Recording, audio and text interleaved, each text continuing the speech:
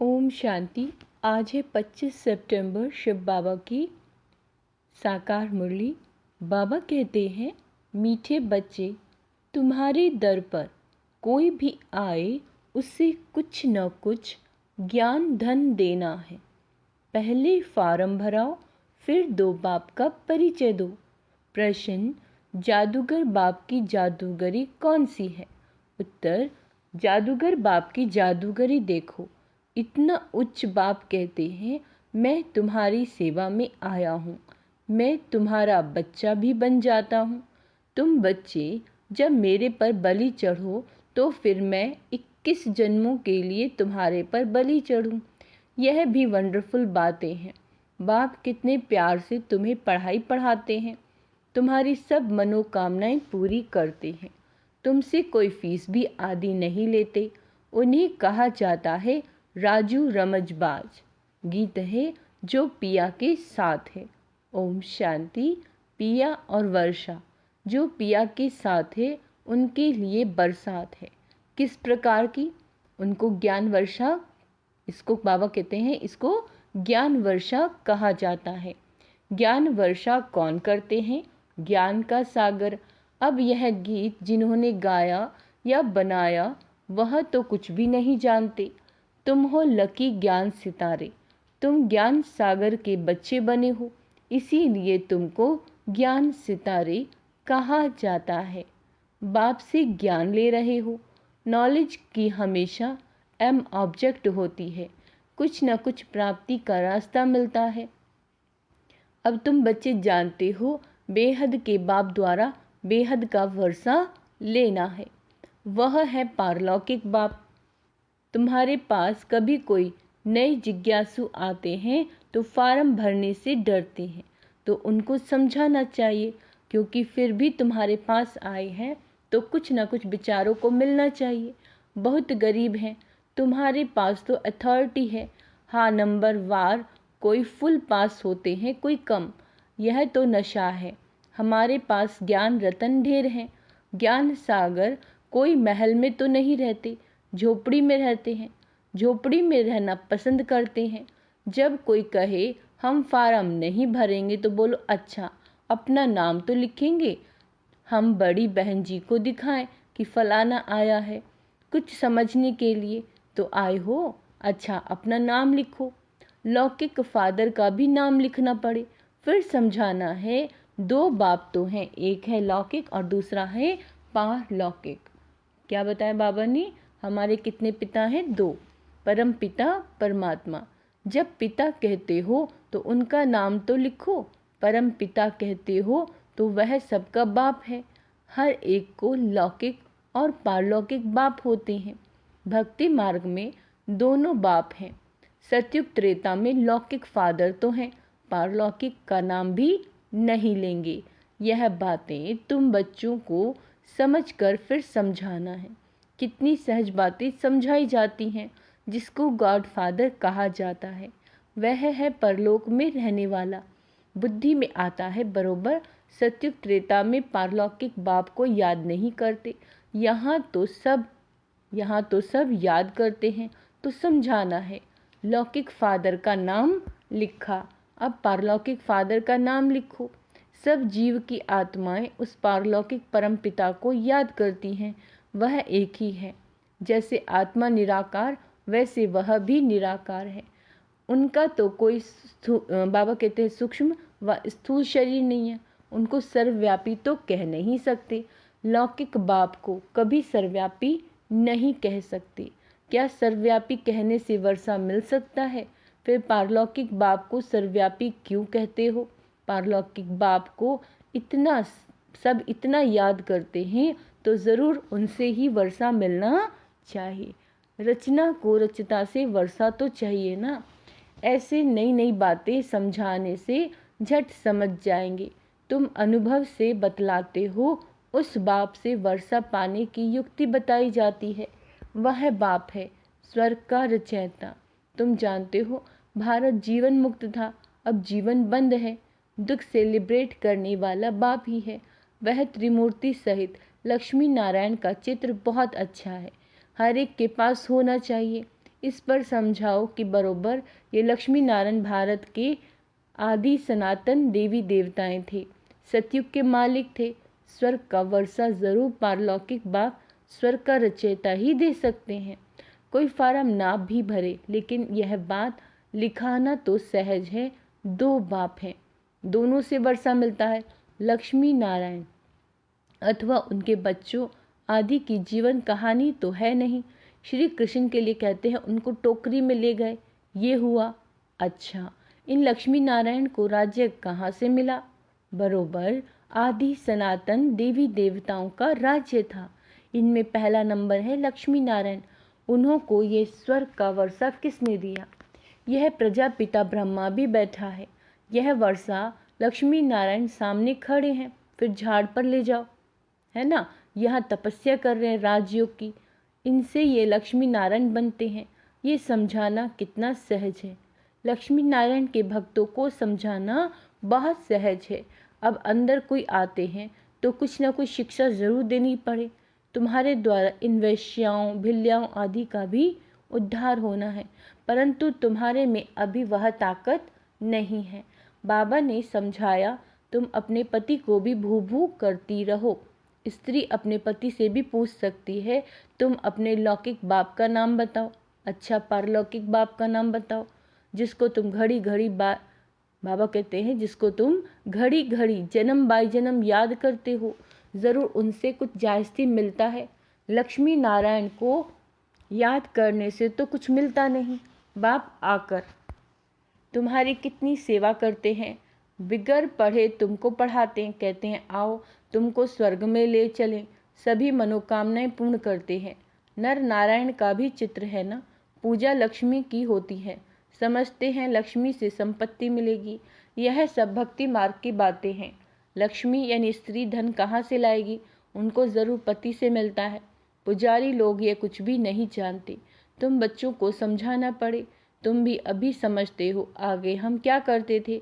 कुछ भी नहीं। बाबा कहते हैं कुछ भी नहीं समझते थे, अब अच्छी रीति जान गए हैं। श्री कृष्ण जन्माष्टमी होती है तो सवेरे में उनको दूध पिलाते हैं, झूला झुलाते हैं, और रात को फिर पूरी तस्माई यानी खीर खिलाते हैं। क्या इतने में इतना बड़ा हो गया जो पूरी तस्माई खाने लायक हो गया? यह भी समझने की बातें हैं ना। तुम जानते हो यह राधे कृष्ण भी फिर लक्ष्मी नारायण बनते हैं। शिव बाबा इन्हों को ये पद दिलाते हैं। शिव को कभी कभी पूरी खिलाई नहीं, उन पर सिर्फ दूध चढ़ाते हैं। अब शिव बाबा तो है निराकार, जिसका कोई नाम रूप नहीं, उन पर दूध आदि चढ़ाने का मतलब क्या है? उनको कुछ खिलाते नहीं हैं, निराकार है ना। श्री कृष्ण को रोटी आदि खिलाने के लिए मुख है, शिव पर कुछ नहीं चढ़ाते, शंकर पर चढ़ाते हैं, शिव पर नहीं। शंकर का तो फिर भी आकार रूप है ना, दोनों एक तो हो नहीं सकते। अब बाबा कितनी नॉलेज देते हैं, कितनी गुप्त बातें हैं। तुम गोपिकाएं शिव बाबा की हो। शिव को फिर बालक भी कहते हैं, यह भी शिव बाबा पूछते हैं, तुमने शिव को बालक क्यों बनाया? वर्षा बालक को दिया जाता है। पहले जब तुम बलि चढ़ो तब ही शिव बाबा बलि चढ़े। यह भी बाप बच्चों पर बलि चढ़ते हैं, परंतु कहते हैं पहले तुमको बलि चढ़ना है तब मैं चढ़ूं। बलि चढ़ना अर्थात उनको अपना बच्चा बनाना, उनकी पालना करना, कितनी वंडरफुल बातें हैं। माताएं हैं ना, पुरुष भी शिव बालक को अपना वारिस बनाते हैं। शिव बाबा को जादूगर कहते हैं ना, लक्ष्मी नारायण जादूगर नहीं है, वो बड़ी गुप्त बात है, विरला कोई समझ सके। अपरोक्ष भी बतलाते हैं। तुम बच्चे अनुभवी हो, बाबा ने साक्षात्कार किया, मम्मा ने भी साक्षात्कार नहीं किया, फिर भी मम्मा सबसे तीखी गई। सबको तो साक्षात्कार नहीं होगा, ऐसे तो बहुतों को साक्षात्कार हुए, आज है नहीं। साक्षात्कार से कोई कनेक्शन नहीं है, ये तो है धारण करने और कराने की मीठी बातें। जादूगर राजू रमजबाज तो है ना, जादूगर लोग बहुत तीखे तीखे होते हैं, संतरे निकाल दिखाते हैं, सिर काट कर फिर जोड़ देते हैं। आगे बहुत जादूगरी दिखाते थे। अब बच्चे जान गए हैं, बाबा की ही महिमा गाई जाती है। तुम्हारी लीला अपरंपार है, तुम्हारी गति मत न्यारी है। बाप कितनी श्रीमत देते हैं, श्रीमत से तुमको श्रेष्ठ देवता बना रहे हैं। श्री श्री कहा जाता है निराकार शिव बाबा को। लक्ष्मी नारायण को ऐसा श्रेष्ठ किसने बनाया? ज़रूर उनसे श्रेष्ठ श्रेष्ठ होगा। बाबा से हम यह विद्या सीखते हैं कि मनुष्य से देवता कैसे बनाया जाए। अभी तुम सब सीताएं रावण की जेल में हो। कहाँ हैं? रावण की जेल में। शोक वाटिका में दुख उठा रही हो। राम राज्य में कभी शोक होता ही नहीं। तो जिससे वर्षा मिलता है उनको याद करना है ना। हम आत्मा है यह भी मानते हैं। पूछो तुम्हारे लौकिक बाप का नाम क्या है? परलौकिक बाप का नाम क्या है? बाप को सर्वव्यापी तो नहीं कहेंगे। बाप मानव वर्षा, बेहद के बाप से बेहद का वर्षा मिलता है। अब वो रावण ने छीन लिया है। इसीलिए कहा जाता है माया जीते जगत जीत। माया पर जीत पानी है। मन तो तूफानी घोड़ा है, खूब पिछाड़ने की कोशिश करेगा। बाबा ने अब तुम्हारी बुद्धि का ताला खोल दिया है। तुम राइट रॉन्ग को समझ सकते हो, तुम समझा सकते हो। अब ये दुनिया बदल रही है। महाभारी लड़ाई तो जरूर लगनी है, उसमें सब विनाश होंगे। यादव मुसलों से अपने ही यादव कुल का विनाश करते हैं। पांडव कुल की जीत होनी है, परंतु दिखाया 5 पांडव बचे। वह भी पहाड़ों पे जाके गल मरे। बाकी क्या हुआ? कुछ नहीं। राजयोग सिखाया तो कुछ तो बचे होंगे, प्रलय थोड़ी ही हो जाती है। यह सब बातें तुम अभी जानते हो। दिखाते हैं श्री कृष्ण सागर पर पत्ते पर आया। श्री कृष्ण तो गर्भ महल में आते हैं। गर्भ जेल में दुख होता है। सागर तो गर्भ महल है, बड़े आराम से बैठा रहता है। जन्म जन्मांतर से यह गीता का ज्ञान भागवत आदि सुनते आए, भक्ति मार्ग के धक्के खाते आए। अभी बाप तुमको 1 सेकंड में स्वर्ग का मालिक बनाते हैं।